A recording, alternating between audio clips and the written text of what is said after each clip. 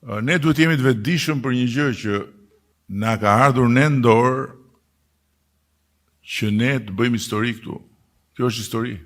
Prandaj, ky proces që kemi filluar sigurisht që lidhet me fillimin e punës për zgjedhjet e ardhshme, se ne këtë punë kemi bërë gjithmonë, kemi filluar gjithmonë përpara. Ata ku janë tani në këtë orë që po flasim ne? Ku janë ata? Jo, më ku janë? Mos janë duke fletë gjumë. Se Luli po ata të tjerët ku janë? Janë në për kafe, janë në shtëpi, janë duke bërë, me siguri nuk janë duke bërë një takim tashti se si do organizohemi ne për kjo nuk është sot. Kjo është çdo ditë, çdo mbasdite, prandaj pastaj thonë jo po patronazh. Po çfarë patronazh? Ja ju jeni patronazh. Kush janë patronazh? Suksesin nuk na e fal njeri ne. Tani fillojmë rritjen sistematike të pensionave. Mirë po, nuk është diçka që nuk e dinim, nuk donim ta bënim etj. Por nuk e bënim dot. Dhe ju e dini shumë mirë, se më keni ndjekur edhe kemi takuar dhe herë tjera përpara që kur pyesni dore si do bëhet me pensionen, unë thosha një gjë që ishte e vërteta. Nuk i kemi mundësi ta bëjmë sot, duhet të rrisim ekonominë, duhet të rrisim mundësitë që të kemi mundësi të paguajmë pensionet, se nuk mund të bëjmë aventura. E pra e bëm këtë. Ne i kemi rritur mundësit. Tani si ndodh kjo që ne rrisim mundësit edhe korupcioni që nga rritur? Se nuk shkojnë këto dyja. Në një vend ku rritet korupcioni, nuk rriten mundësit e rishpërndarjes. Nuk ndodh kjo. Nuk rriten të ardhurat në buxhetin e shtetit, nuk rritet numri i përfituesve nga garat publike, nuk rriten pagat, nuk rriten pensionet, kështu siç po i rrisim ne. Dhe, siç ju kemi thënë, në janar filloi rritja X, janarin tjetër do jetë X herë 2, janarin e 2028 do jetë X herë 3, janarin e 2029 do jetë X herë 4 dhe në 2030 do jetë X herë 5. Dhe do arrim tek ato nivele pensionesh që janë të arsyeshme, jo të mjaftueshme, por të arsyeshme për Shqipërinë. Një program tjetër që do besoj do ta fusim shpejt, se është një program që do të na sigurojë që duke filluar nga familjet në ndihmë ekonomike, ti pajisim me një kartë të cilën ata ta përdorin për të marrë ushqimet në çdo vend që ka kasë. Dhe kështu ne të garantojmë që gjithë çfarë paguan shteti për familjen ndihmë ekonomike shkon për ndihmë ekonomike, shkon për ushqimet bazë, sipas listës që do bëhet dhe nuk shkon as për raki, që merr një burr i dehur edhe shkon pi raki, as për bixhos. Dhe ky është vetëm hapi i parë dhe ky është vetëm kategoria e parë, sepse pastaj do të kemi mundësi me këtë sistem që në rast se do duhet bërë një paketë mbrojtëse, të mund t'ja japim te karta. Me këtë sistem do të bëjmë edhe gjithë mbështetjet për ata ushtarakët, për punonjësit e policisë, për të tjerë që shërbejnë jashtë qytetit etj. Përshëndetje. Së pari më njohje për gjithë punën dhe angazhimin tuaj, jeni në çdo moment me ne dhe për ne. Kjo vjet re dhe në njësinë 3 me gjithë punën dhe angazhimin tuaj dhe të gjithë Partisë Socialiste.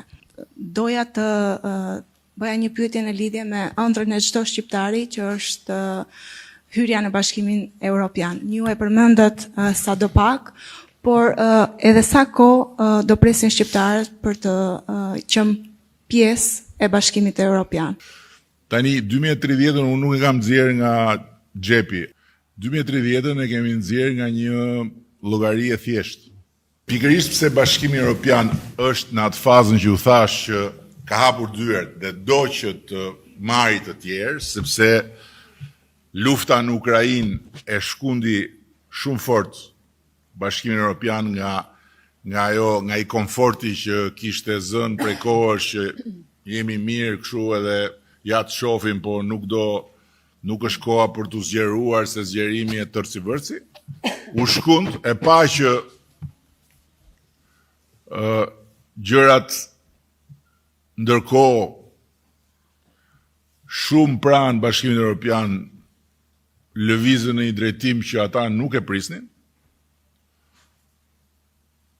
dhe procesi mori një ritëm tjetër. Komisioni Evropian na vuri përpara një plan. Janë 6 klastera, 33 kapituj. Të gjitha ata kapituj kanë brenda 10 detyra. Për shembull, ti do të vish Bashkimin Evropian, po, në kapitullin e sigurisë ushqimore. Ti duhet bësh këtë.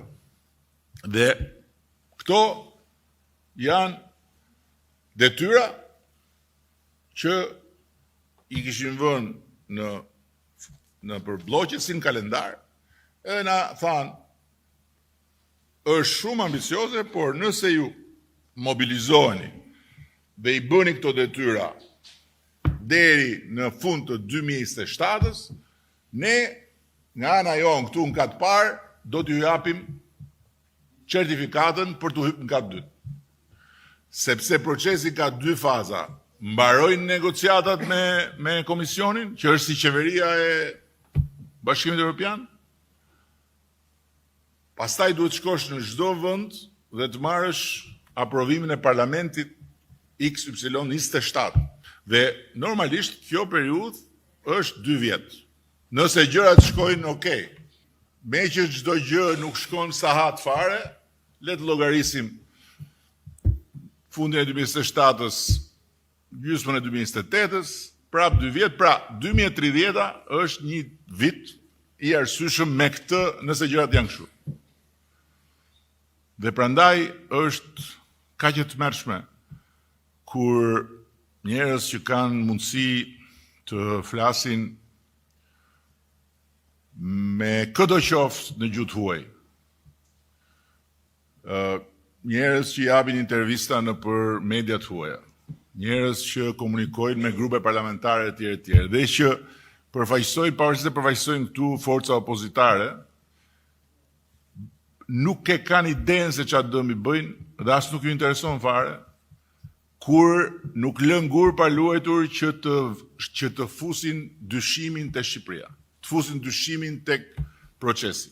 Sigurisht që për Komisionin Evropian këto nuk pin ujë, sepse Komisioni Evropian i ndjek të gjitha 24 orë, 7 ditë javës, ka këtu një ushtri me njerëz që mbajnë shënime për çdo fushë etj.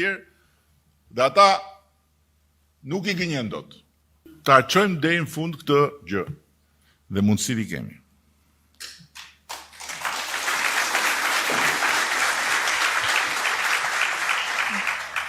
Nderuar kryeministër, unë doja të falenderoja për ardhjen tuaj këtu në komunitetin ton, sepse edhe ne kemi nevojë për një